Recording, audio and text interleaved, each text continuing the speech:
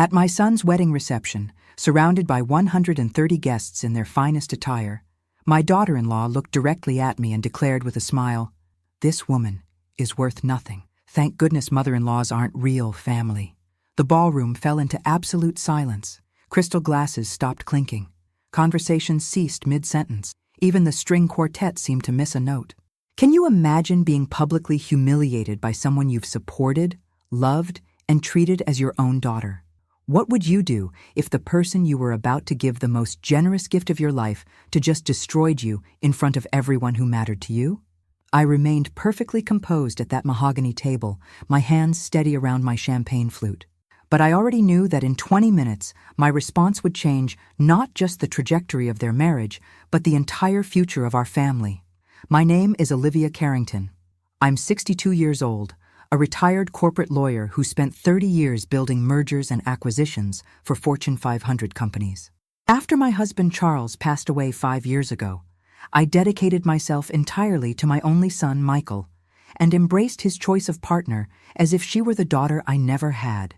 I sacrificed my social life, my travel plans, my retirement dreams to be the supportive mother and future grandmother they would need. For 8 months, I had been secretly working with the city's most exclusive real estate broker to purchase the perfect home for Michael and Rebecca as their wedding gift. A stunning Victorian mansion in the historic district worth $1.2 million, with 6 bedrooms, a wine cellar, and the garden Rebecca had admired since childhood. It was meant to be the surprise of their lives, the foundation where they would build their family and create the memories I never could with Charles. Rebecca Martinez had entered our family 3 years ago like a whirlwind of charm and ambition. She was beautiful, intelligent, and seemed to adore Michael with the same intensity he felt for her. She called me Mom Olivia from the 2nd month of dating, brought me flowers on Mother's Day, and spent hours asking about Charles's favorite recipes so she could prepare them for family dinners. I believed I had gained not just a daughter-in-law, but the daughter my heart had always yearned for. But masks, I would soon learn, eventually slip. The wedding had been everything Rebecca dreamed of. I had quietly covered 60% of the costs without them knowing, including the designer dress that made her look like royalty, the imported flowers she insisted were essential, and the photographer whose waiting list typically stretched 2 years. Michael's modest teacher salary and her marketing coordinator position could never have afforded such luxury. But I wanted their day to be perfect. The humiliation came during the toasts. Michael had just finished his heartfelt speech about family and new beginnings when Rebecca took the microphone. She thanked everyone, spoke beautifully about love and future, and then, as if possessed by some cruel spirit, turned to where I sat with my sister Margaret and delivered that poisonous declaration. "This woman is worth nothing. Thank goodness mother-in-laws aren't real family." She laughed as if it were a harmless joke, but her eyes held a coldness I had never seen before. The guests exchanged uncomfortable glances. Michael looked confused, trying to process what had just happened. My sister Margaret reached for my hand under the table, but I was already calculating. I excused myself politely, walked to the ladies' room, and pulled out my phone. 20 minutes after Rebecca's public declaration, I made the call that would teach her the true meaning of family. "Hello, Linda. This is Olivia Carrington. I need you to cancel the purchase of the Victorian house on Elm Street immediately. Yes, the $1.2 million property. Cancel everything, now." When I returned to the ballroom, Rebecca was mid-laugh with her bridesmaids, but when she saw Linda, the broker, approaching our table with papers and a very serious expression, her face began to lose color. Linda whispered something in her ear, and I watched as my new daughter-in-law's eyes grew wide with shock. She looked at me across the room, and for the first time since I'd known her, Rebecca Martinez realized she had just made the biggest mistake of her life. The wedding continued, but something irreversible had been set in motion. The woman she claimed was worth nothing had just proven exactly how much she was worth. And this was only the beginning of what she would learn about the family she thought she understood. The remainder of the wedding reception felt like watching a movie in slow motion. Rebecca kept glancing in my direction, her confident smile gradually fading as she processed what had just occurred. Linda, my real estate broker, had discreetly handed her the cancellation documents before disappearing into the crowd, leaving my daughter-in-law holding papers that represented the collapse of her dream home. Michael noticed his wife's sudden change in demeanor, but attributed it to wedding exhaustion. He had no idea that the surprise I had planned to announce during my own toast, the keys to their dream house, would never materialize. He had no idea that his new wife had just cost them the most valuable wedding gift they would ever receive. I watched Rebecca excuse herself from her bridesmaids and approach Michael with urgent whispers. Even from across the ballroom, I could read her lips. "We need to talk to your mother." But I was no longer available for conversations. I was busy making mental notes about every interaction I had witnessed over the past 3 years, every comment that now took on new meaning. The signs had been there, hiding in plain sight like shadows at noon. 6 months ago, when I offered to pay for their honeymoon to Italy, Rebecca had laughed with her friend Sarah, not knowing I was within earshot. Olivia thinks money solves everything. If only she knew how pathetic that is. At the time, I convinced myself I had misheard. Now, her words echoed with crystal clarity. 3 months ago, when I suggested we have lunch to discuss wedding details, she arrived 45 minutes late and spent most of our time together scrolling through her phone. When I mentioned feeling unimportant, she had smiled that practiced smile and said, "Oh, Mom, Olivia, you're being dramatic. You know I love you." But love, I was beginning to understand, can be performed rather than felt. 2 weeks ago, when I proudly showed her photos of the Victorian house I was purchasing for them, her reaction should have been my final warning.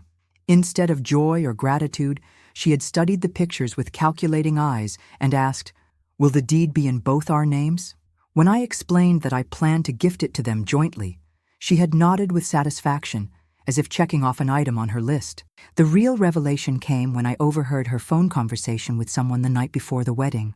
I had arrived at the venue early to supervise the flower arrangements when I heard her voice from the bridal suite. "Don't worry. After tomorrow, we'll have access to everything. Michael is completely under my control, and the old lady will do anything to keep me happy. We just need to be patient a little longer." At that moment, I should have confronted her. I should have demanded explanations. Instead, I chose to observe, to gather information, to understand the full scope of what I was dealing with. 30 years of corporate law had taught me that premature action destroys cases. Evidence must be collected methodically, strategies must be planned carefully, and revenge, when it comes, must be absolutely devastating. Standing in that ballroom, watching Rebecca frantically try to reach me through Michael's increasingly confused gestures, I realized I was not just dealing with a rude daughter-in-law. I was dealing with a calculated predator who had identified me as her primary target, Michael as her tool, and our family wealth as her ultimate prize. The Victorian house was just the beginning. Through my discreet investigations over the past weeks, I had discovered that Rebecca had been researching my net worth, my investment portfolio, and even the terms of Charles's will. She had befriended my accountant's assistant, casually inquiring about my financial planning. She had asked Michael seemingly innocent questions about my health, my daily routines, my relationship with my doctors. She was positioning herself not just as a daughter-in-law, but as my future caretaker. And caretakers, as I knew from my legal practice, often become inheritors. The wedding cake was being cut when Michael finally managed to approach me. His face showed the confusion of a young man trying to understand why the woman he loved seemed so distressed, why his mother appeared so distant, and why the celebration felt increasingly tense. "Mom, Rebecca says there's been some misunderstanding about a house. She's really upset and wants to talk to you." I looked at my son, my sweet, trusting, brilliant son who taught high school mathematics and believed the best in everyone, and felt my heart break for what he was about to discover. He had inherited his father's generous spirit and my analytical mind, but he lacked the cynical wisdom that comes from years of watching people reveal their true nature when money enters the equation. "There's no misunderstanding, Michael. Everything is exactly as it should be." "But she said something about canceling a purchase? Mom, what's going on?" I took his hands in mine, the same hands I had taught to tie shoes and helped with homework, and prepared to give him the most important lesson of his adult life. "Son, some gifts come with conditions we never discuss. Today, I learned that respect is one of those conditions. Your wife just taught me something very valuable about the difference between loving someone and using someone. Michael's confusion deepened, but before he could ask more questions, Rebecca appeared at his side, her wedding dress rustling with urgency, her face now pale beneath carefully applied makeup. "Olivia, we need to talk. Now." For the first time since I had known her, she had dropped the mom from my name. The mask was slipping, and what lay beneath was far uglier than I had imagined.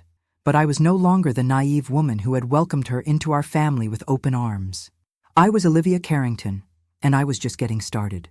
The Monday morning after the wedding, I sat in my home office, surrounded by 30 years of corporate law experience and a burning need for answers. Rebecca had called 17 times since Sunday night, each voicemail more desperate than the last. Michael had sent worried texts asking why I wasn't returning his wife's calls. But I was no longer operating on emotion. I was operating on strategy. My first call was to Marcus Thompson, a private investigator I had used during complex corporate cases. Marcus specialized in financial fraud and background investigations, and his discretion was absolute. We had worked together on merger deals where millions of dollars hinged on uncovering the truth about key players. "Olivia, good to hear from you. I heard about Charles. My condolences, though I know I'm late with them." "Thank you, Marcus. I need your services, but this time it's personal. I need a complete background investigation on Rebecca Martinez, now Rebecca Carrington. Born in San Antonio, 28 years old, currently working at Meridian Marketing downtown. Family matter? The kind that could destroy my son if I don't handle it correctly. I need everything. Employment history, financial records, previous relationships, family background, social media, deep dive. And I need it fast. Consider it done." What triggered this? I told him about the wedding incident, but more importantly, about the months of seemingly innocent questions about my finances and health. Marcus had investigated enough con artists to recognize the pattern immediately. "Olivia, what you're describing sounds like long-term financial targeting. How much does she know about your assets?" "Too much. She's had access to family conversations, seen documents left on my desk, overheard phone calls with my financial advisor. If she's what I think she is, she's been cataloging everything." While waiting for Marcus's report, I began my own investigation.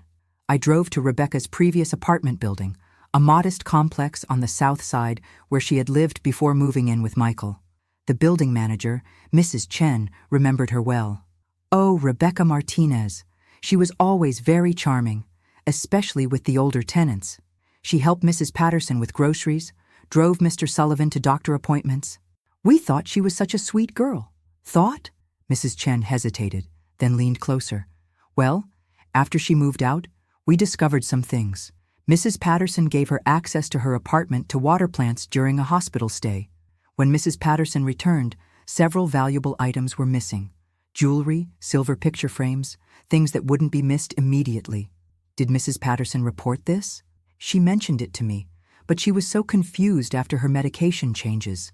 She wasn't sure if she had misplaced things or if they were actually stolen. And Rebecca was so convincing, so concerned about Mrs. Patterson's memory issues. She even suggested that maybe Mrs. Patterson should consider assisted living.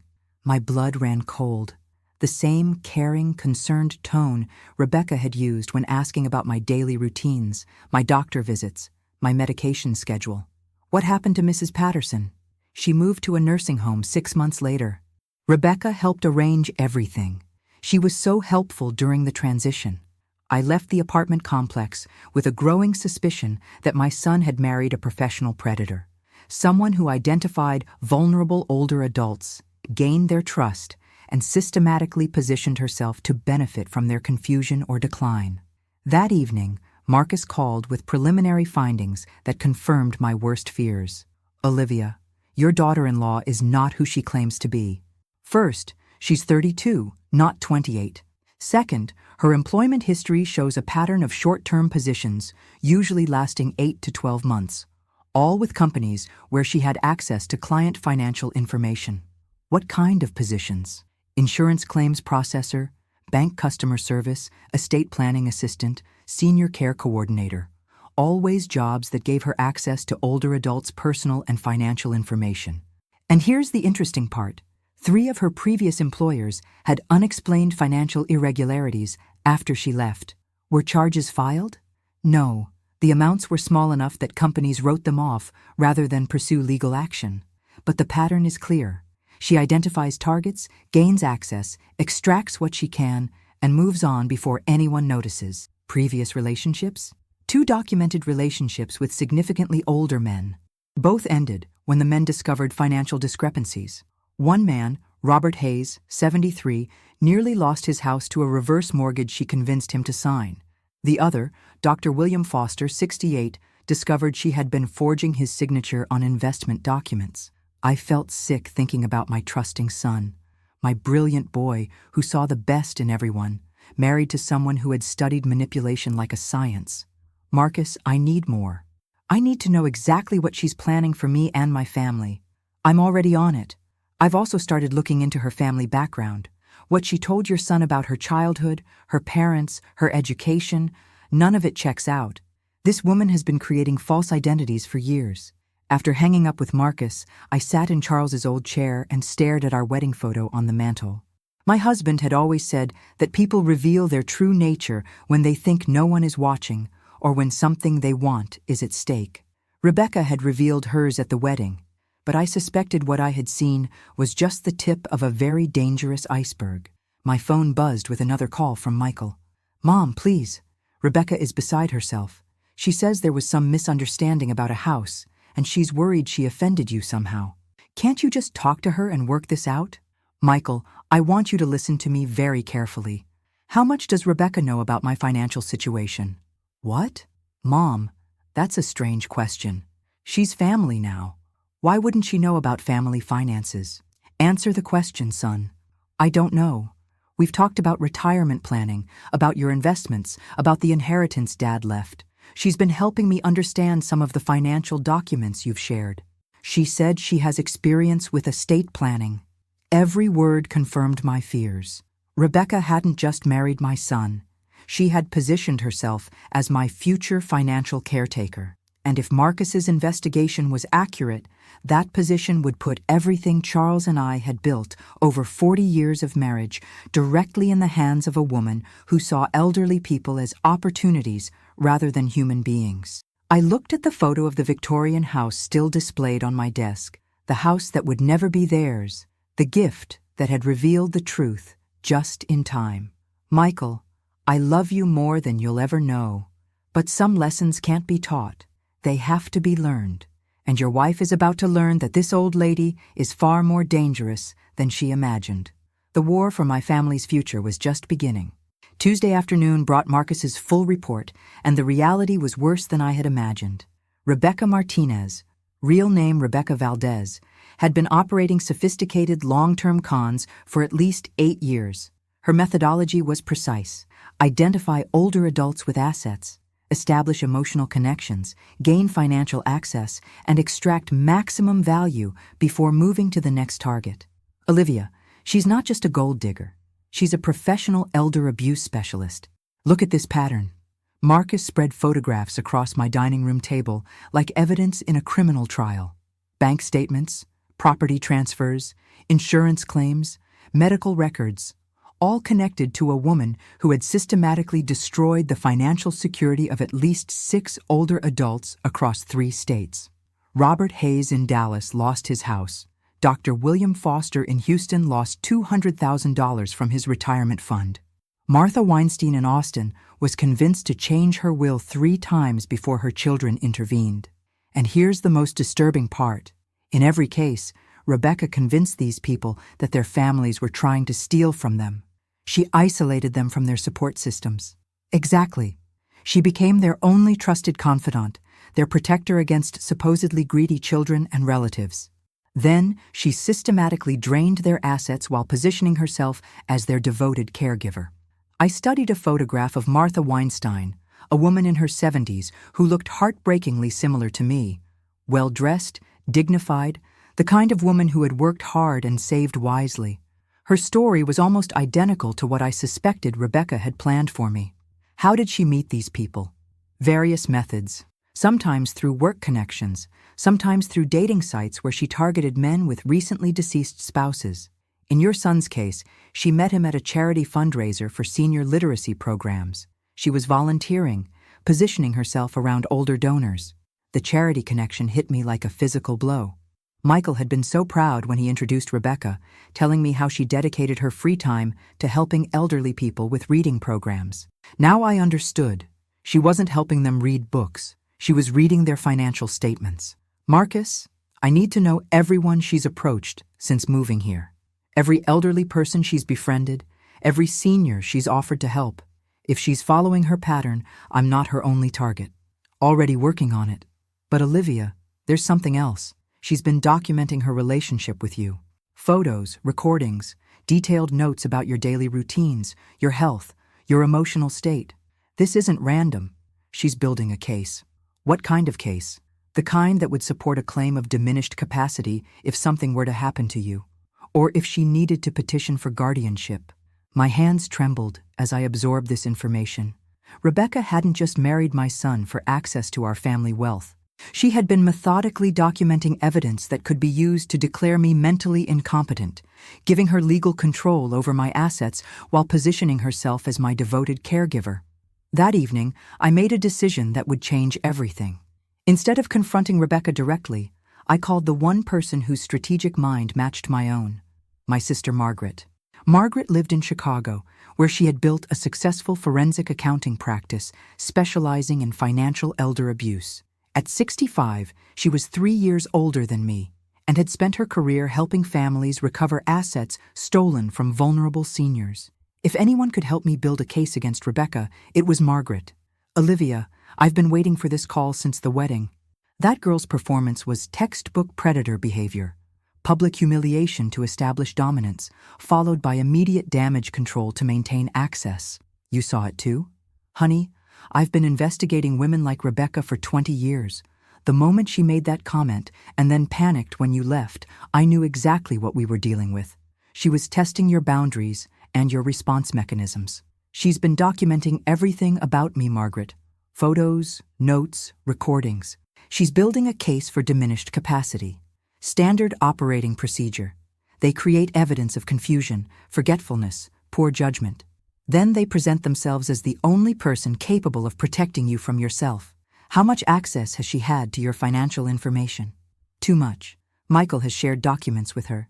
She's overheard phone calls with my advisor. She's seen paperwork on my desk. She knows about Charles's life insurance, my investment portfolio, the real estate holdings. We need to move fast. Tomorrow I'm flying down there. We're going to document everything she's done, secure your assets, and build a case that will not only protect you but destroy her ability to hurt anyone else. Margaret, Michael loves her. If I expose her, I might lose my son.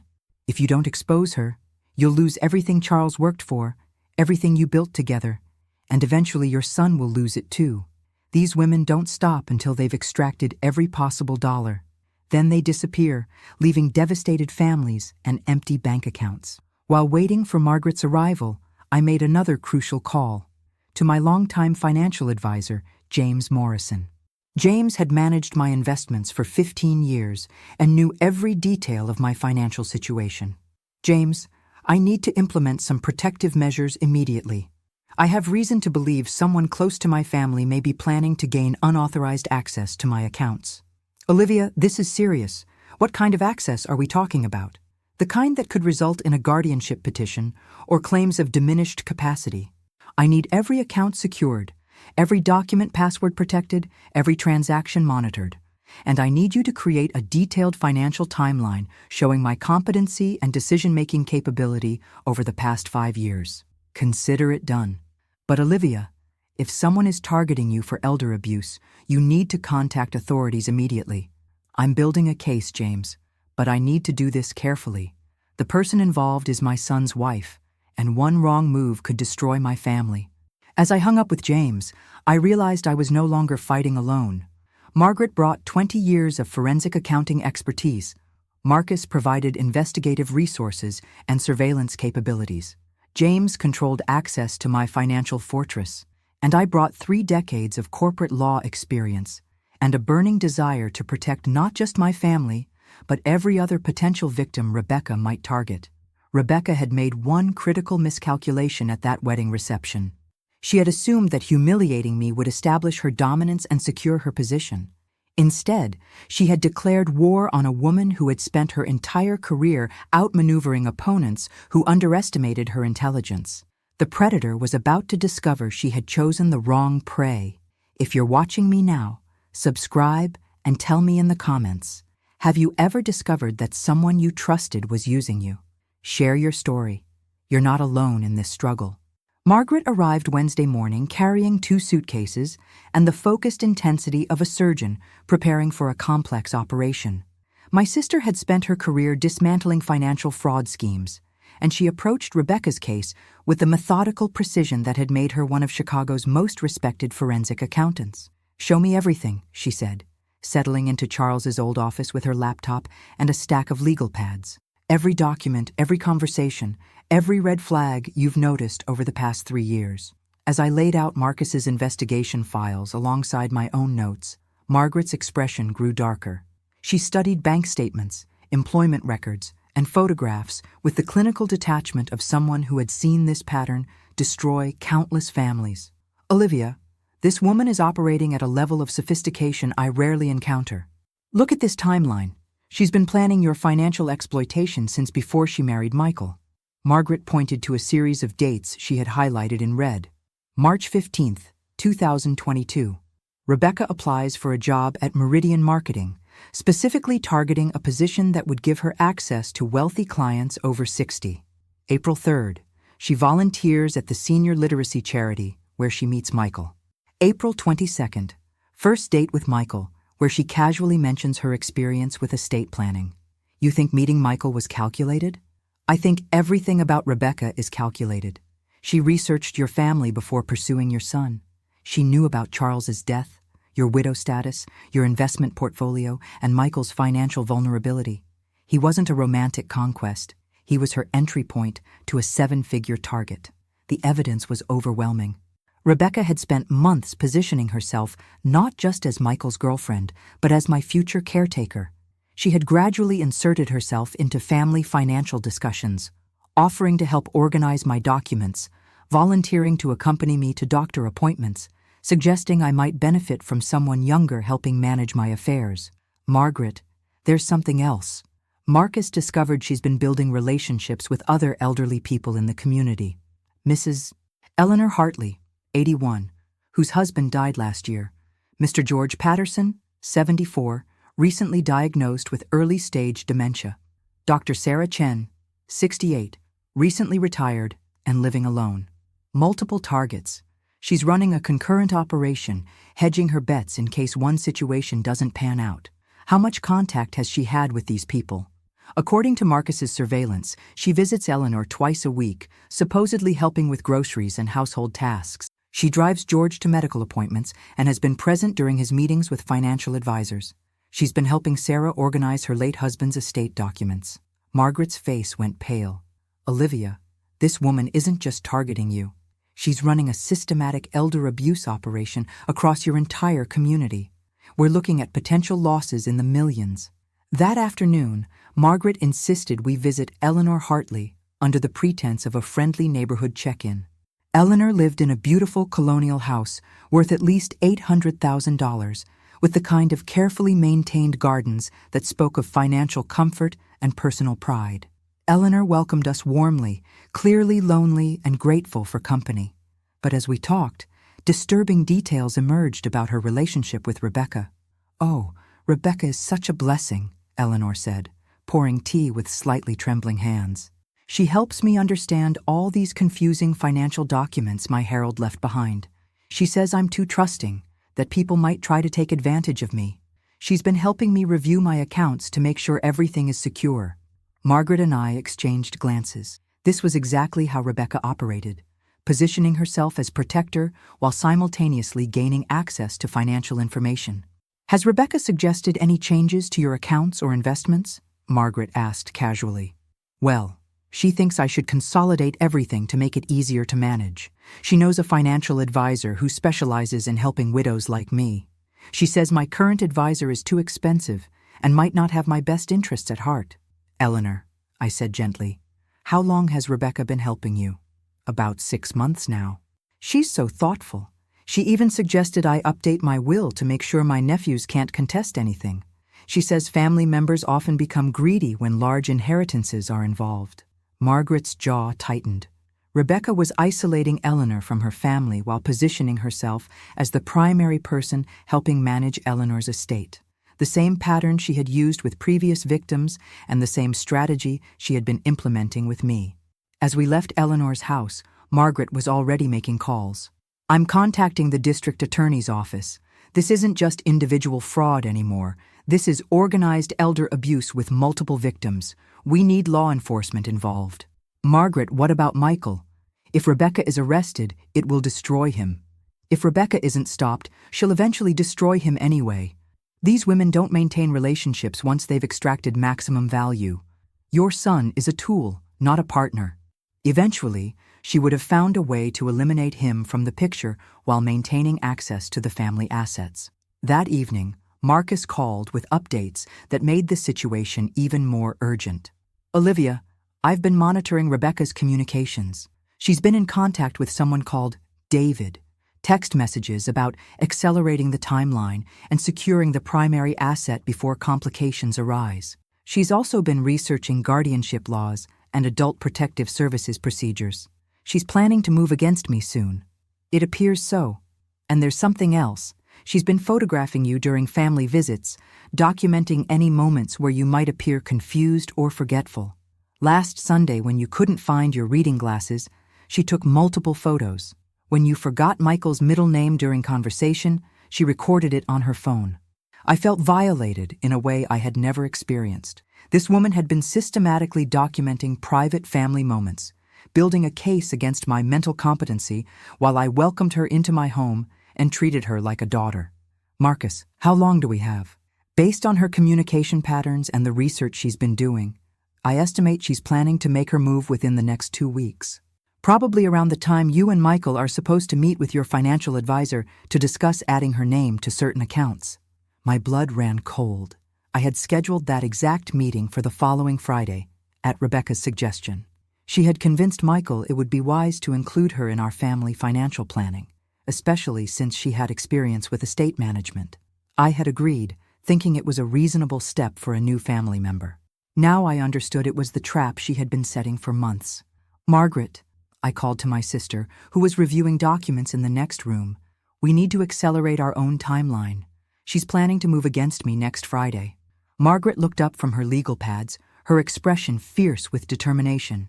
Then we move first. Tomorrow we contact the district attorney, secure your assets, and begin building the case that will put Rebecca behind bars where she belongs. The hunter had become the hunted, but she didn't know it yet. Thursday morning, Margaret and I walked into the district attorney's office with 3 banker's boxes full of evidence and a story that made seasoned prosecutors sit up and take notice. District Attorney Patricia Webb had built her career prosecuting financial crimes against the elderly, and she recognized the sophistication of Rebecca's operation immediately. Mrs. Carrington, what you've uncovered is one of the most elaborate elder abuse schemes we've encountered. Your daughter-in-law isn't just a con artist. She's running a systematic operation that could result in millions of dollars in losses across multiple victims. What can we do to stop her? We're going to set a trap. With your cooperation, we'll let her walk into exactly the scenario she's been planning, except we'll be controlling every aspect of it. DA Webb outlined a strategy that would use Rebecca's own timeline against her. Instead of canceling Friday's financial planning meeting, we would proceed as scheduled. But instead of giving Rebecca access to my accounts, we would document her attempts to manipulate the process while building an ironclad case for prosecution. Your financial advisor, Mr. Morrison, will be briefed and equipped with recording equipment. We'll have investigators posing as bank employees documenting every fraudulent request she makes. By the time she realizes what's happening, we'll have enough evidence to charge her with multiple felonies. What about the other victims? Eleanor? George? Sarah? We're coordinating with Adult Protective Services to conduct wellness checks on all 3. If we find evidence of ongoing financial manipulation, we'll expand the charges accordingly. That afternoon, I faced the most difficult conversation of my life. Michael needed to know enough to protect himself without compromising our operation. I asked him to come to my house alone, telling him we needed to discuss some concerns about Rebecca's behavior. My son arrived looking worried and defensive, clearly expecting another confrontation about his wife's wedding comment. "Mom, if this is about what Rebecca said at the reception, she's already apologized 100 times.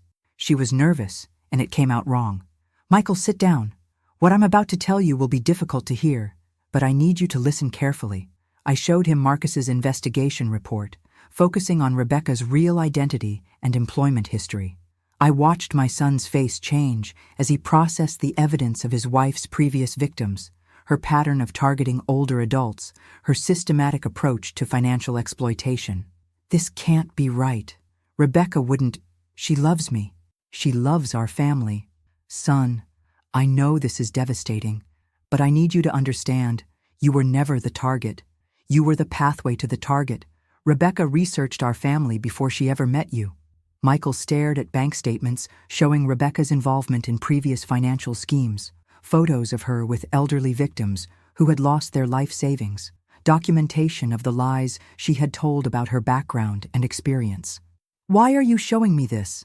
"Because tomorrow she's planning to gain access to my financial accounts. She's been building a case to claim I'm mentally incompetent, documenting every moment where I might appear confused or forgetful.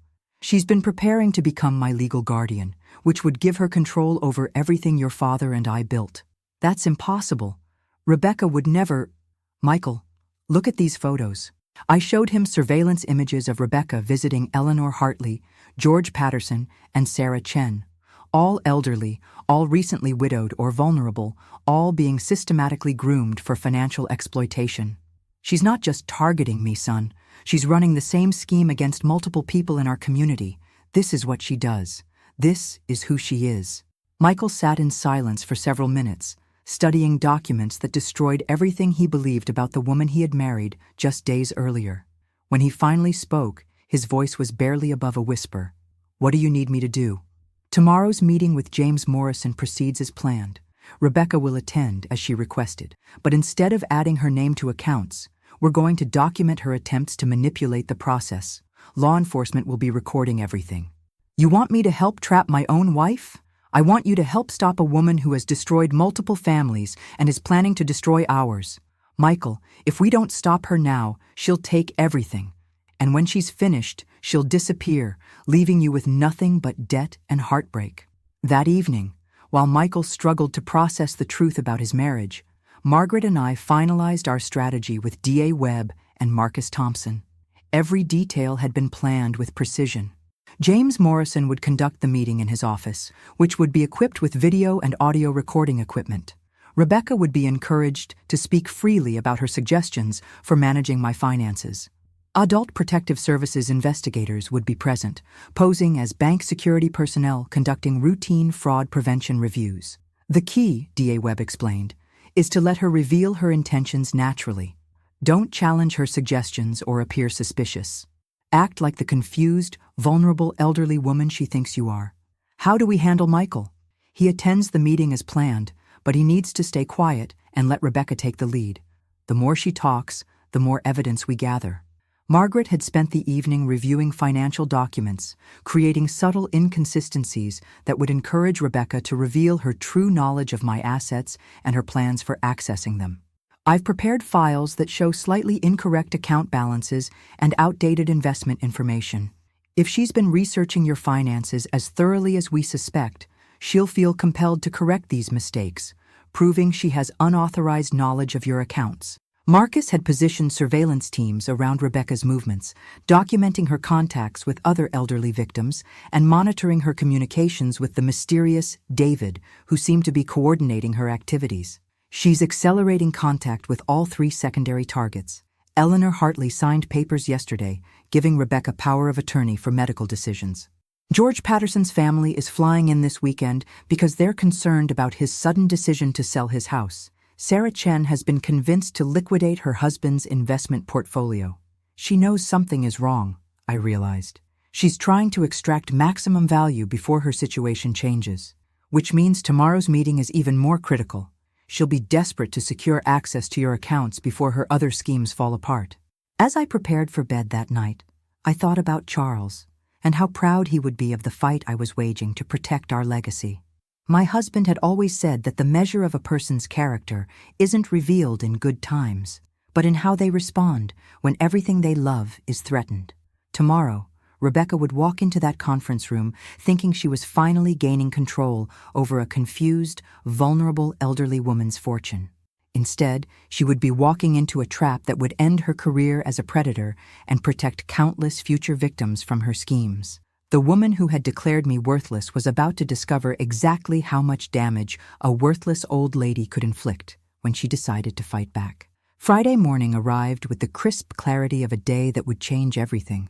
I dressed carefully in clothes that suggested subtle confusion. A slightly mismatched sweater and skirt combination, reading glasses on a chain that I would forget I was wearing, a handbag with papers sticking out haphazardly. Every detail was calculated to reinforce Rebecca's perception of me as a declining elderly woman who needed guidance. Margaret had returned to Chicago the previous evening, but not before coaching me on the performance of a lifetime. Remember, you're not confronting her. You're letting her reveal herself. Act grateful for her help, slightly overwhelmed by financial complexity and just confused enough to make her feel confident about taking control. At 9:30, Michael picked me up for the 10 o'clock meeting. His face showed the strain of processing everything he had learned about his wife, but he had committed to playing his part in our operation. "Mom, are you sure about this? What if we're wrong about her?" "Son, I hope we are wrong. But if we're right, today will prevent her from destroying not just our family, but several others. What do I do if she says something that proves everything you've told me?" "You stay quiet, you let her talk, and you remember that the woman you married never existed. The person sitting in that room will be showing you who she really is." James Morrison's office had been transformed into what appeared to be a routine financial planning meeting, but was actually an elaborate surveillance operation. Hidden cameras captured every angle. Audio equipment recorded every whisper. DA Webb's investigators sat in an adjacent conference room, monitoring everything in real time. Rebecca arrived precisely on time, carrying a leather portfolio and wearing the kind of professional attire that suggested competence and trustworthiness. She greeted me with the warm smile that had once convinced me she was the daughter I had always wanted. "Mom, Olivia, I'm so glad we're finally doing this. It's important that families work together on financial planning, especially as we get older and these decisions become more complex." The condescension in her voice was subtle, but unmistakable. She was already positioning me as someone whose judgment was declining.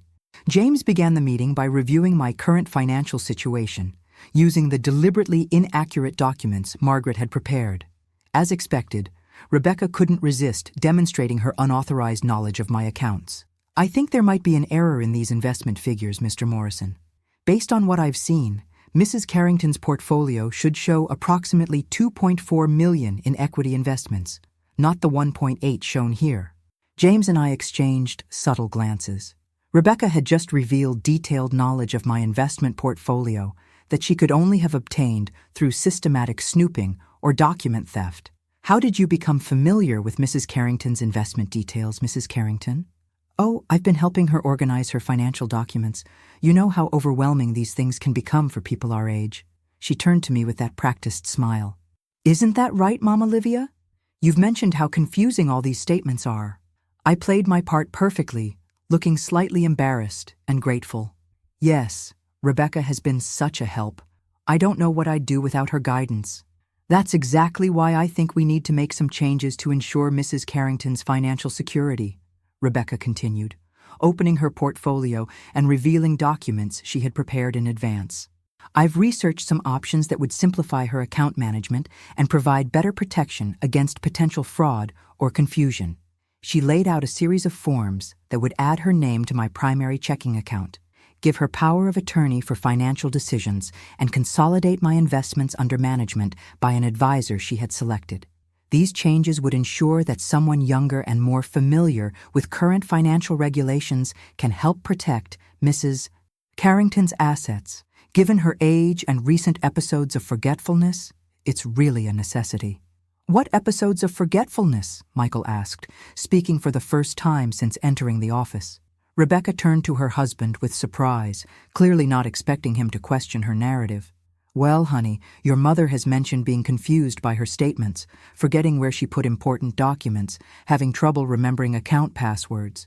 It's perfectly normal at her age, but it does create vulnerability. I've never noticed any confusion in my mother's behavior, Michael said quietly. Michael, you don't spend as much time with her as I do. I've been helping her with household management, organizing her papers, accompanying her to appointments. I see things you don't see because you're not looking for them. The manipulation was breathtaking. Rebecca was simultaneously positioning herself as my primary caretaker while suggesting that Michael was an inattentive son who couldn't recognize his mother's declining capabilities.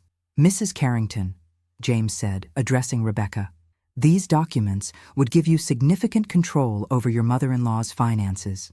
That's quite a responsibility. It's a responsibility I'm prepared to accept.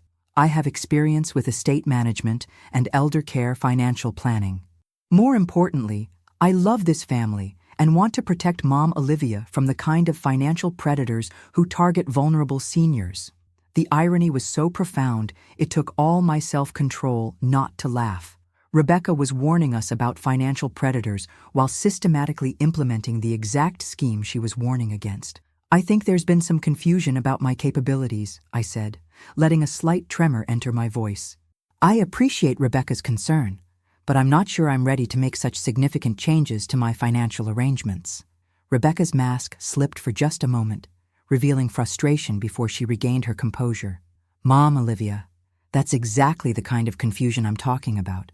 Yesterday, you couldn't remember where you put your insurance documents. Last week, you called me 3 times asking the same question about your property taxes.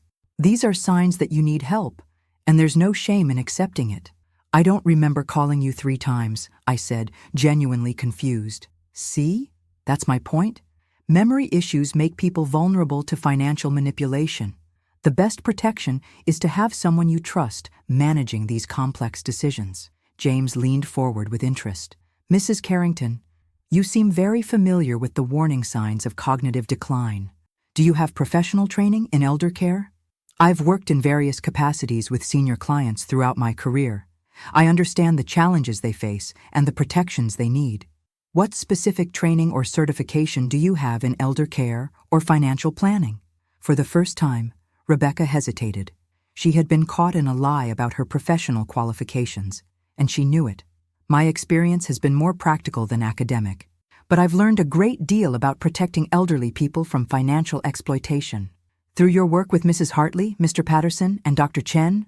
James asked casually. Rebecca's face went pale. She had not expected anyone to know about her other elderly clients. I don't know what you mean. The other senior citizens you've been helping with financial management. Surely your experience with them has prepared you for managing Mrs. Carrington's affairs? Michael was staring at his wife with growing realization. The woman sitting across from him was not the person he had married, but a stranger who had been systematically preparing to defraud his mother while positioning herself as a concerned caretaker. Rebecca's carefully constructed facade was crumbling, and everyone in the room could see it happening. Turn on the notification bell because in the next few minutes, I'm going to reveal the twist that changed everything in my life. The silence in James Morrison's office stretched like a taut wire ready to snap. Rebecca sat frozen, her leather portfolio clutched in white-knuckled hands, realizing that her carefully orchestrated plan was unraveling in real time. The woman who had spent months positioning herself as my protector was suddenly exposed as the predator she had always been. I think there's been some misunderstanding, Rebecca said, her voice losing its practiced warmth. I don't know why you would bring up other people I've helped in the community. That's completely irrelevant to Mrs. Carrington's financial planning needs. Is it? James asked, opening a file folder that contained photographs and documents Rebecca couldn't see. Because according to our research, you've been implementing identical financial management strategies with multiple elderly clients simultaneously. That's quite a coincidence. Michael leaned forward, his face a mixture of confusion and growing horror. Rebecca, who are Mrs. Hartley, Mr. Patterson, and Dr. Chen? They're just neighbors. I've helped with small tasks. Grocery shopping, organizing papers. There's nothing unusual about being a good neighbor. Good neighbors don't typically gain power of attorney over multiple elderly residents, James said quietly. Good neighbors don't systematically research their financial portfolios. Good neighbors don't document their conversations and photograph their supposedly confused moments. Rebecca's composure cracked completely. I don't know what you're trying to imply, but this is ridiculous. I came here to help my family, not to be interrogated about my community service. Community service, I repeated, allowing steel to enter my voice for the first time. Is that what you call it? She turned to me with desperation creeping into her expression. Mom, Olivia, surely you don't believe whatever lies these people are telling you. I've been nothing but supportive of you and Michael. Everything I've done has been out of love for this family. Love, Michael said, his voice hollow. Rebecca, did you love me before you researched my family's financial situation or after? What kind of question is that? Of course I loved you immediately. What does our family's finances have to do with anything? Then you won't mind explaining how you knew the exact amount of my mother's investment portfolio when those figures weren't included in any documents we've shared with you. Rebecca looked trapped, her eyes darting between Michael, James, and me as she realized the impossibility of her situation. Every answer she gave would either reveal more unauthorized knowledge or force her to admit she had been lying. I must have overheard phone conversations or seen papers lying around. I wasn't deliberately trying to learn about private financial matters. Papers lying around, I said, standing slowly and moving to the window. Like the insurance documents you said I couldn't find yesterday? The ones that have been locked in my home safe for the past 6 months? The color drained from Rebecca's face. She had been caught in a lie that revealed not just snooping, but actual document theft. I don't remember mentioning insurance documents specifically. I think there's been some confusion about what I said. There's no confusion, Michael said, his voice breaking. Rebecca, I need you to tell me the truth. Right now. Did you marry me to get access to my mother's money? How can you ask me that? We're married. We're supposed to trust each other. Trust, I said, turning back to face her. Let's talk about trust. Did you trust me when you were photographing me during private family moments? Did you trust me when you were documenting my supposedly confused behavior to build a case for diminished capacity? Rebecca shot to her feet, her facade finally abandoned completely. I don't have to listen to these accusations. You're all turning against me because you can't accept that an elderly woman might actually need help managing her affairs. Elderly woman, I repeated slowly. That's interesting phrasing. Very similar to the language you used in your communications with someone named David about securing the primary asset before complications arise. The mention of David hit Rebecca like a physical blow. Her mouth opened and closed soundlessly as she realized the depth of our investigation into her activities. You've been spying on me. We've been protecting ourselves, James said calmly, which, given your history with Robert Hayes, Dr. William Foster, and Martha Weinstein, was clearly necessary. Each name hit Rebecca like a separate accusation. These were her previous victims, people whose lives she had systematically destroyed through elaborate financial manipulation schemes. People Michael had never heard of, but whose stories were about to become tragically relevant to his own family.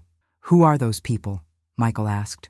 They're people your wife defrauded before she met you, I said gently. Robert Hayes lost his house. Dr. Foster lost $200,000 from his retirement fund. Martha Weinstein was convinced to change her will 3 times before her children intervened. Michael stared at his wife as if seeing her for the first time. Rebecca, tell me this isn't true. It's not what you think, she said desperately. Those situations were completely different. Those people were actually confused, actually needed help. Their families were trying to exploit them. Like you told Eleanor Hartley that her nephews were trying to exploit her? I asked. Like you told George Patterson that his children were being greedy? Like you've been telling me that Michael doesn't pay enough attention to notice my declining mental health? Rebecca looked around the room like a cornered animal, realizing that every escape route had been blocked. Her carefully constructed identity was collapsing, revealing the calculating predator beneath. You don't understand, she said, her voice taking on a desperate edge. People like you, with your comfortable lives and your inherited wealth, you don't appreciate what you have. You waste it, you ignore it, You leave it sitting in accounts doing nothing productive. I help people like you make better use of your resources. By stealing them, Michael said flatly.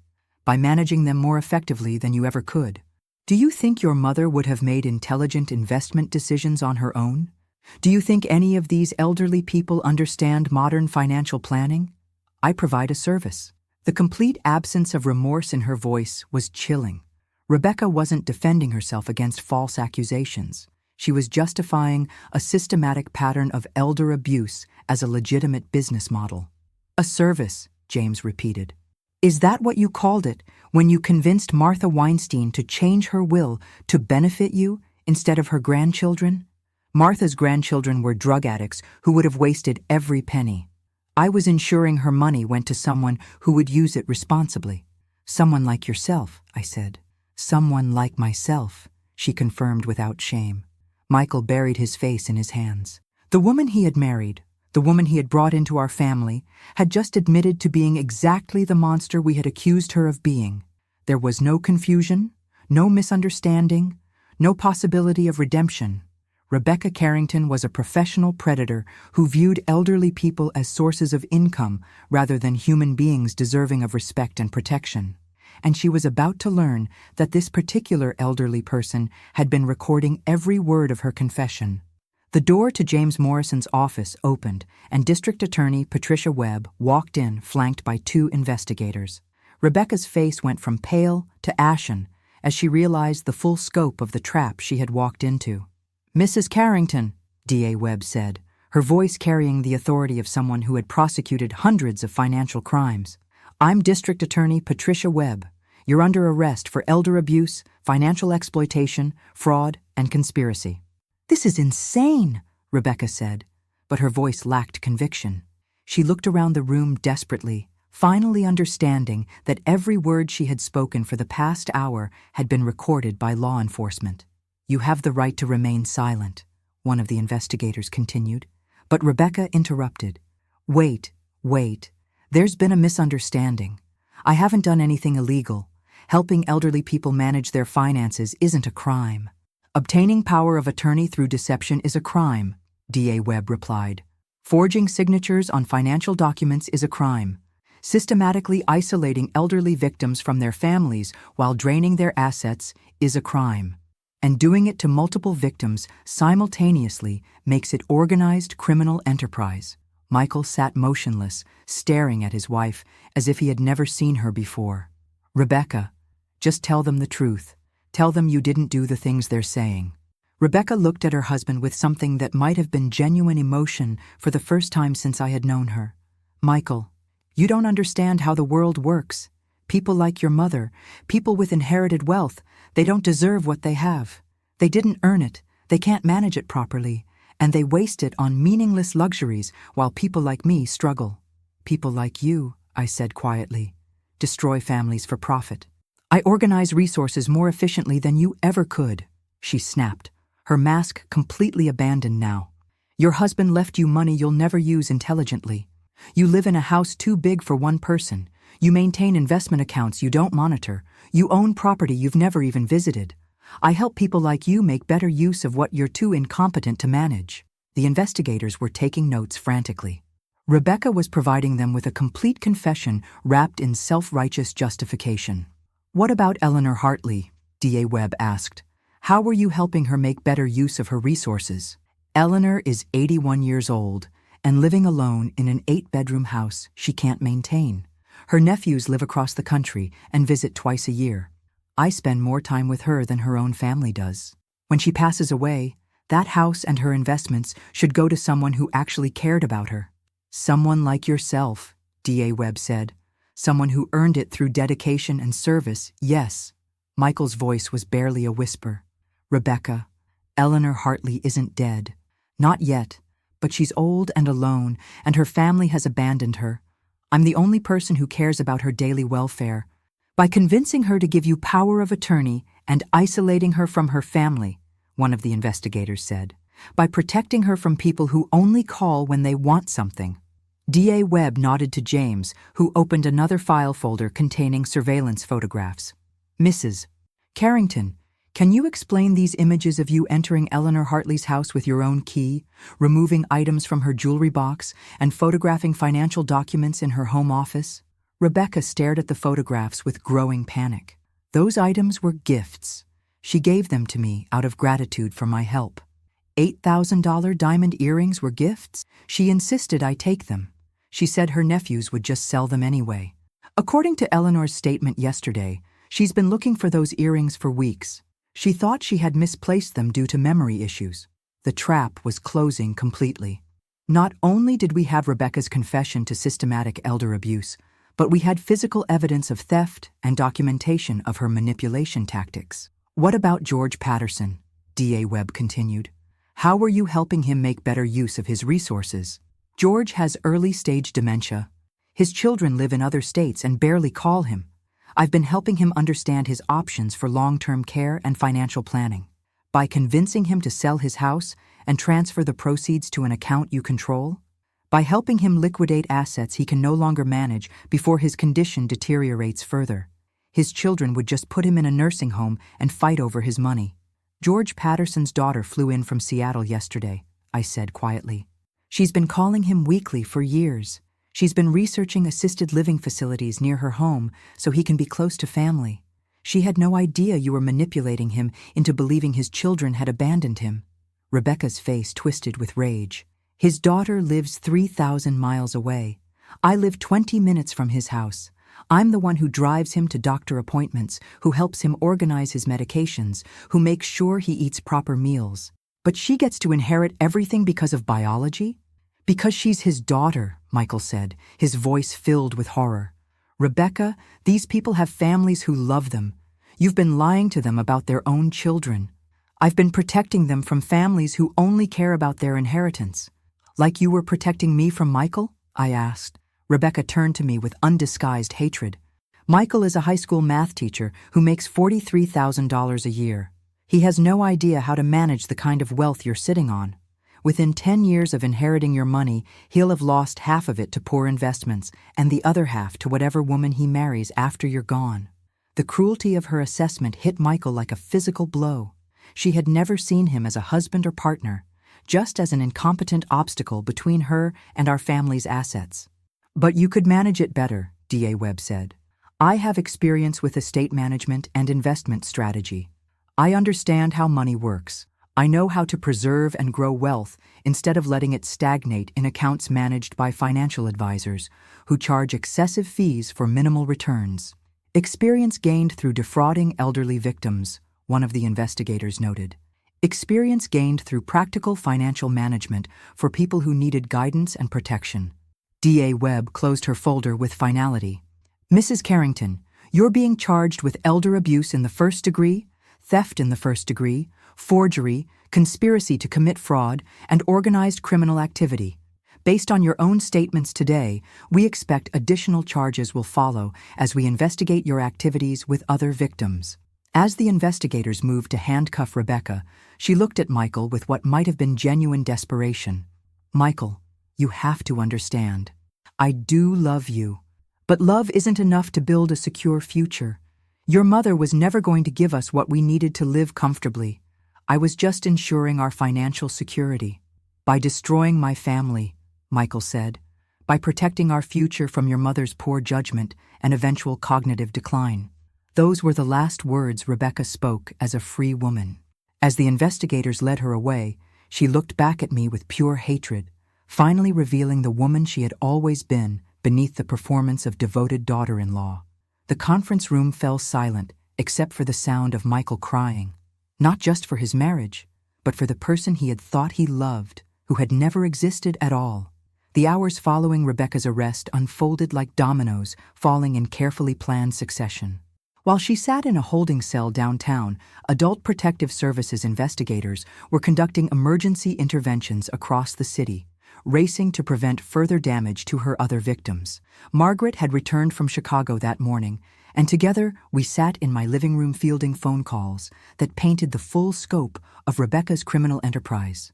Each conversation revealed new layers of manipulation and betrayal that made her treatment of our family seem almost restrained by comparison. Eleanor Hartley was the first call. The 81-year-old woman was sobbing with relief when Margaret spoke with her. "I thought I was losing my mind," Eleanor said through tears. "Rebecca kept telling me I was forgetting conversations we'd had, misplacing things, making poor decisions. She said my nephews were only calling to check on my financial situation, that they were planning to have me declared incompetent so they could steal my inheritance." "Eleanor, when did you last speak with your nephews?" Margaret asked gently. "Rebecca told me they stopped calling months ago. She said they were angry because I wouldn't discuss my will with them. But yesterday, when those investigators came to check on me, they helped me find my phone. I had dozens of missed calls and voicemails from my family. Rebecca had changed my ringtone to silent and told me my phone was broken. The systematic isolation was breathtaking in its cruelty. Rebecca had literally cut Eleanor off from her support system while convincing her that her family had abandoned her. She took my jewelry, my silver, even some of my photographs. She said I had given them to her as gifts, but I don't remember giving her anything. She kept showing me papers I supposedly signed, agreements I supposedly made. I started to think my memory was completely gone. George Patterson's situation was even more disturbing. His daughter Patricia had flown in from Seattle after investigators contacted her, and she was furious. "That woman convinced my father that we had stopped caring about him," Patricia told Margaret over the phone. "She showed him fake emails supposedly from me, saying I was too busy with my own life to deal with an aging parent. She told him I was only interested in his money and was planning to put him in a nursing home against his will. What was she planning to do with his house? She had convinced him to sell it and move into a senior living facility she had selected, one where she would be his designated caretaker and financial manager. The sale was supposed to close next week. If we hadn't intervened, he would have signed over power of attorney and lost everything." Dr. Sarah Chen's case revealed the full sophistication of Rebecca's operation. As a retired physician, Sarah should have been more difficult to manipulate, but Rebecca had targeted her recent grief and isolation with surgical precision. "She met me at my husband's funeral," Sarah told us when she called that afternoon. She introduced herself as someone who had experience helping widows navigate estate planning. She seemed so knowledgeable, so professional. She offered to help me organize Robert's financial documents and understand my options for managing his investments. "Did she charge you for these services?" "No. That's what made me trust her. She said she was building an estate planning business, and helping me would give her valuable experience. She spent weeks helping me catalog Robert's assets, organize his papers, understand the tax implications of different decisions. And then she started suggesting changes. She said my current financial advisor was charging excessive fees, that my accountant didn't understand widow tax strategies, that my lawyer was more interested in billable hours than protecting my interests. She recommended new professionals, people who, I now realize, were probably working with her. Margaret took careful notes as Sarah described a scheme that would have transferred nearly $800,000 in assets to accounts controlled by Rebecca's associates. Only the timing of Rebecca's arrest had prevented the complete liquidation of Sarah's inheritance from her late husband. But it was the call from Marcus Thompson that revealed the true scope of what we had uncovered. "Olivia, the district attorney's office has been coordinating with law enforcement in Texas and Arizona. Rebecca's real name is Rebecca Maria Valdez, and she's been running variations of this scheme for at least 12 years. We've identified at least 15 victims across 3 states, with combined losses approaching $4 million. $4 million, I repeated, feeling sick. And those are just the cases we've documented so far.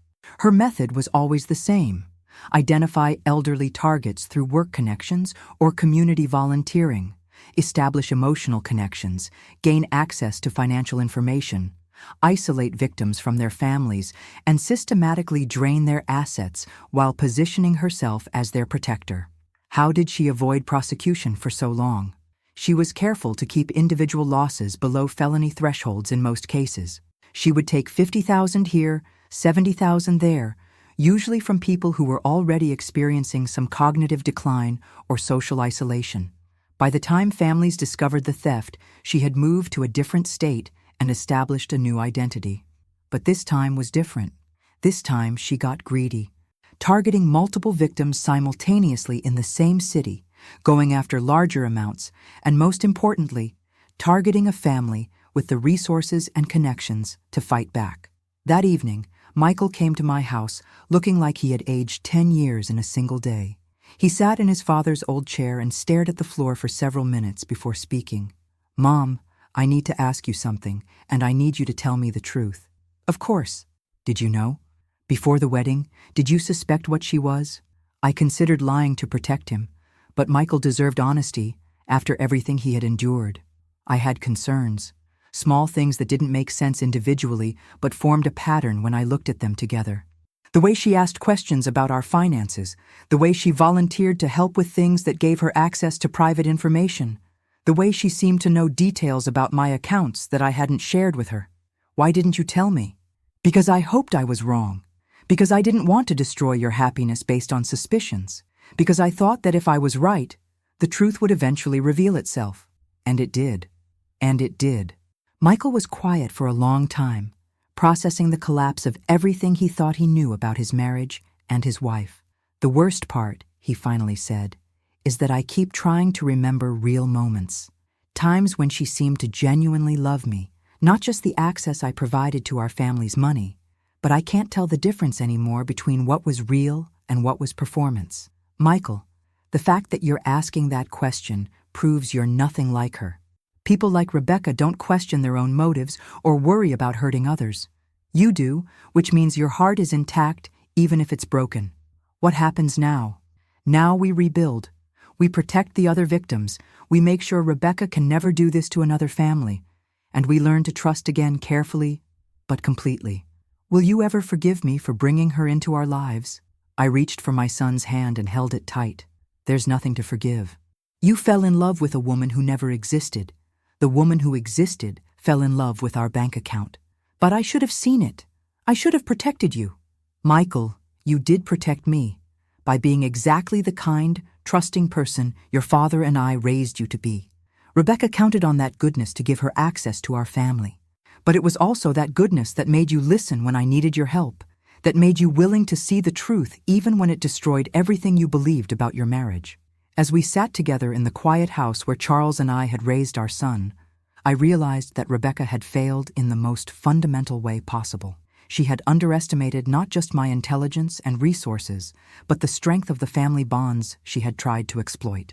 She had declared me worthless, but she was about to learn that worthless old ladies sometimes have the power to bring down criminal enterprises and protect entire communities from predators who prey on trust and vulnerability. Leave a like if you also believe that no one should go through what I went through. 3 months after Rebecca's arrest, I sat in the courthouse gallery watching as District Attorney Patricia Webb presented the most comprehensive elder abuse case in the county's history. Rebecca, dressed in an orange jumpsuit with her hands shackled, bore no resemblance to the charming woman who had once called me Mom Olivia and brought me flowers on Mother's Day. The trial had attracted regional media attention, partly because of the sophisticated nature of Rebecca's crimes, but mostly because of the number of victims who had come forward once her arrest was publicized. What began as a case involving 4 elderly targets had expanded to include 17 victims across 4 states, with documented losses totaling over $6 million. Margaret sat beside me, having taken a leave of absence from her Chicago practice to help coordinate victim testimony and financial recovery efforts. Michael sat on my other side, still processing the complete destruction of what he had thought was his marriage, but determined to see justice done for the people his wife had victimized. The defendant's methods were as cruel as they were calculated, D.A. Webb told the jury during her closing argument. She didn't simply steal money from vulnerable elderly people. She systematically destroyed their trust in their own families, their confidence in their own judgment, and their belief in their own mental competence. The evidence presented over the past 2 weeks had been overwhelming. Surveillance footage of Rebecca entering victims' homes and removing valuables, audio recordings of her manipulating elderly targets into believing their families had abandoned them, financial documents showing systematic theft of assets totaling millions of dollars. But it was the victim testimony that had provided the most powerful evidence of Rebecca's cruelty. Eleanor Hartley, now 82, had taken the stand with the help of her nephew David, who had flown in from Boston to support her. Her voice trembled as she described months of psychological manipulation that had left her questioning her own sanity. "She convinced me that my family had stopped loving me," Eleanor testified. "She showed me fake emails and voicemails that made it seem like my nephews were only interested in my money. She made me believe that I was forgetting conversations we'd had, losing important documents, making poor decisions about my finances." "How did this make you feel?" DA Webb had asked. "Like I was disappearing. Like the person I had been my whole life, someone who was sharp, competent, able to take care of herself, was fading away. She made me feel grateful that someone as young and capable as her was willing to help someone as confused and burdensome as I had become." George Patterson's testimony had been even more heartbreaking. The 74-year-old retired engineer, whose early-stage dementia made him an ideal target for Rebecca's manipulation, described how she had convinced him that his children were planning to have him declared incompetent. "She told me my daughter Patricia was working with lawyers to take control of my house and my bank accounts," George said, his voice shaking with emotion. "She showed me legal documents that she said proved my children were trying to steal my inheritance. She was the only person I trusted to help me protect myself from my own family." "Did you believe her?" "Completely. She was so knowledgeable about legal procedures, so concerned about my welfare. She convinced me that selling my house and giving her power of attorney was the only way to prevent my children from putting me in a nursing home and taking everything I had worked for." Dr. Sarah Chen's testimony revealed the sophisticated psychological manipulation Rebecca used with more educated victims. As a retired physician, Sarah should have been more difficult to deceive, but Rebecca had exploited her grief and isolation with surgical precision. "She understood that I was overwhelmed by the complexity of settling my husband's estate," Sarah testified. "She offered to help me navigate the financial and legal requirements, and she seemed genuinely knowledgeable about tax implications and investment strategies." "When did you begin to suspect something was wrong?" "When she started suggesting that I liquidate all of Robert's investments and consolidate everything with a new financial advisor she recommended. She said my current advisors were taking advantage of my grief to charge excessive fees. It was only when investigators showed me her criminal history that I realized the new advisor was probably working with her." The prosecution's case was methodical and devastating. Financial records showing Rebecca's access to victim bank accounts. Phone records proving she had been intercepting and blocking calls from victims' family members. Surveillance evidence of her stealing jewelry, documents, and other valuables from elderly targets. But it was Rebecca's own recorded statements from our meeting in James Morrison's office that provided the most damning evidence. Her admission that she viewed elderly people as inefficient managers of resources they didn't deserve. Her justification of theft as organizing resources more effectively. Her complete lack of remorse for the psychological and financial devastation she had inflicted on vulnerable people. The defense attorney, a public defender named Robert Mills, had attempted to portray Rebecca as a misguided caregiver whose good intentions had been misinterpreted. But Rebecca's own words, recorded in multiple contexts, made that argument impossible to sustain. "Ladies and gentlemen of the jury," Mills said during his closing argument, "my client made poor decisions and perhaps crossed ethical boundaries in her desire to help elderly people manage their complex financial affairs. But the prosecution has failed to prove that she intended to permanently deprive these individuals of their property, or that her actions constituted organized criminal enterprise." DA Webb's rebuttal was swift and decisive. The defendant systematically targeted vulnerable elderly individuals, gained their trust through deception, isolated them from their families, and stole millions of dollars while convincing her victims that they were mentally incompetent and their families had abandoned them. This wasn't misguided caregiving. This was sophisticated, psychological torture designed to facilitate grand theft. The jury deliberated for less than 4 hours. "On the charge of elder abuse in the first degree, how do you find?" "Guilty." "On the charge of theft in the first degree, how do you find?" "Guilty." "On the charge of organized criminal activity, how do you find?" "Guilty." Rebecca showed no emotion as the guilty verdicts were read on all 23 counts. She sat motionless as the judge scheduled sentencing for the following month, her face blank with the same cold calculation she had shown throughout our relationship. But when the bailiff moved to escort her back to her cell, She turned and looked directly at me for the first time since the trial began. Her eyes held not remorse or shame, but pure, undiluted hatred for the woman who had refused to be her victim. I looked back at her with the calm satisfaction of someone who had protected not just her own family, but an entire community from a predator who viewed elderly people as resources to be harvested rather than human beings deserving of respect and protection. As we left the courthouse, Michael took my arm and walked with me to the parking garage. "Mom, how do you feel?" "Like justice has been served, but not completed.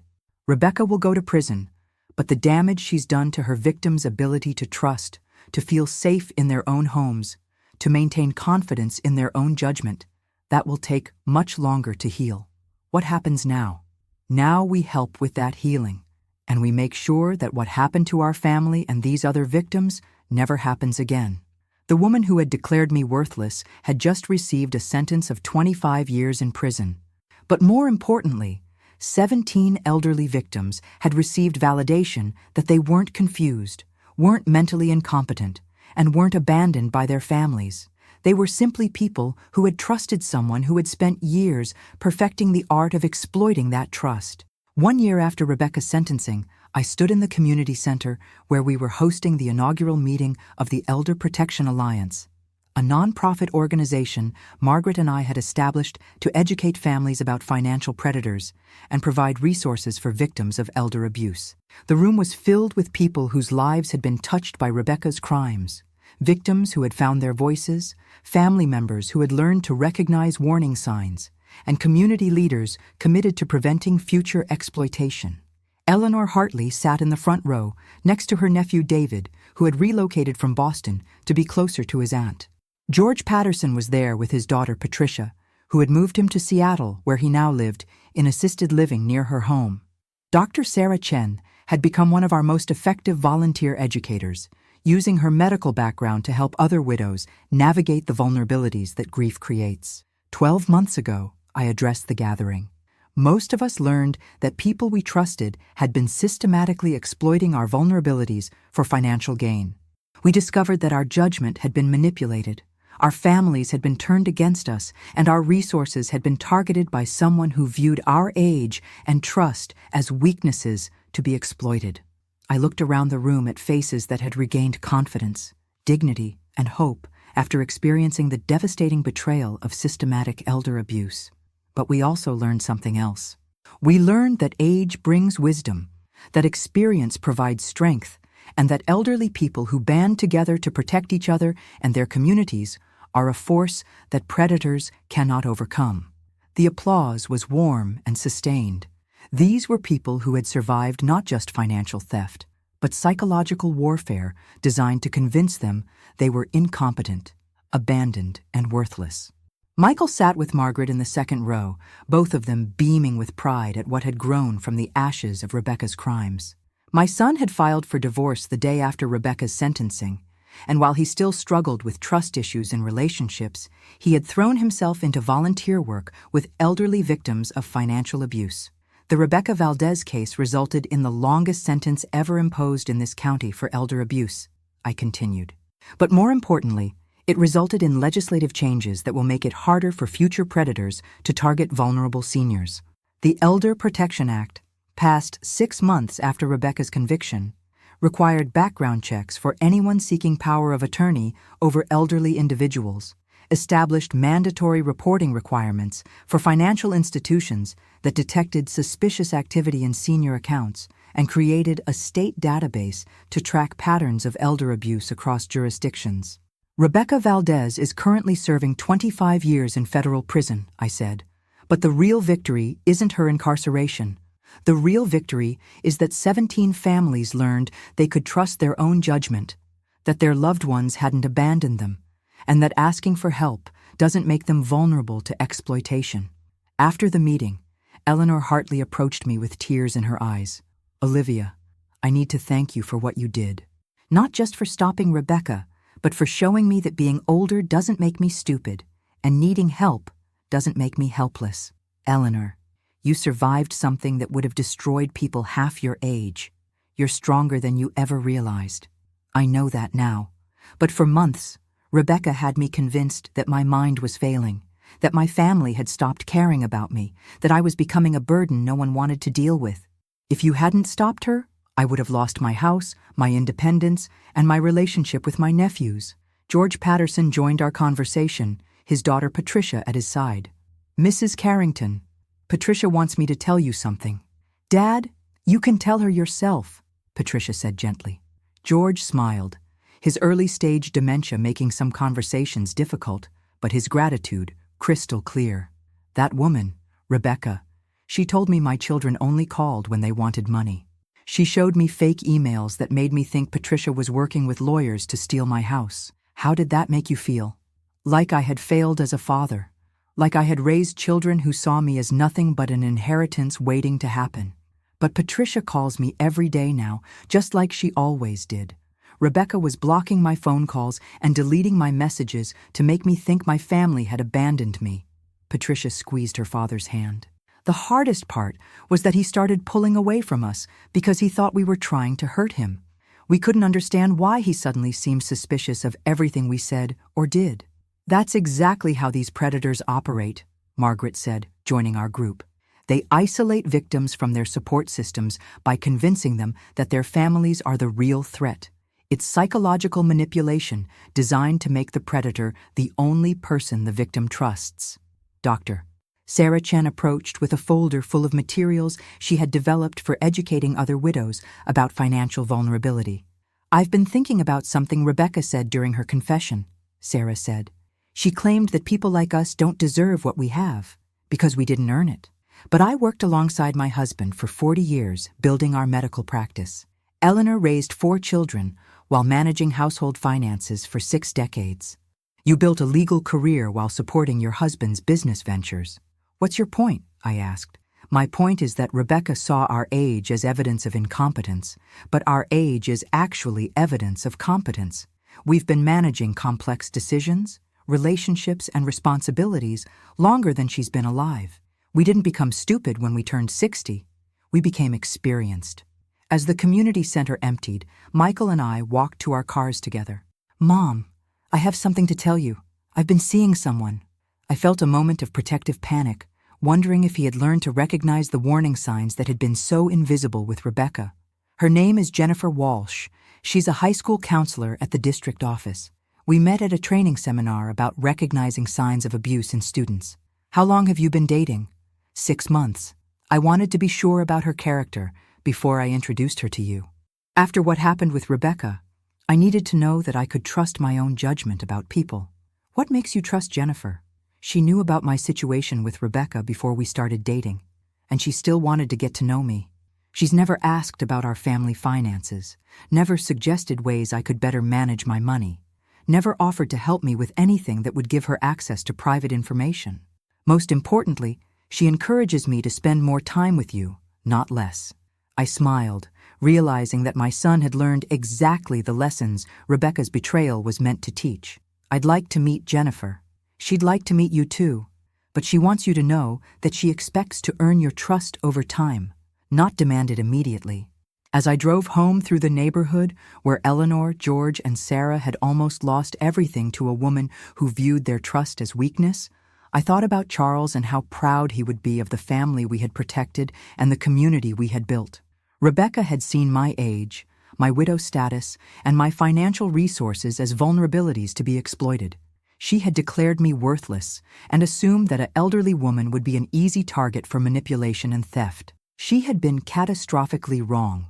The woman she thought was worthless had destroyed her criminal enterprise, sent her to prison for 25 years, helped recover millions of dollars for her victims, and establish protections that would prevent future predators from targeting vulnerable seniors. But most importantly, I had learned that being older doesn't make someone vulnerable. It makes them experienced. Being trusting doesn't make someone stupid. It makes them human. And needing help doesn't make someone weak. It makes them wise enough to ask for it. Rebecca Valdez had taught our entire community that predators exist, but she had also taught us that elderly people who refuse to be victims are more powerful than any predator who tries to exploit them. The The woman she declared worthless had proven to be worth far more than she could ever understand.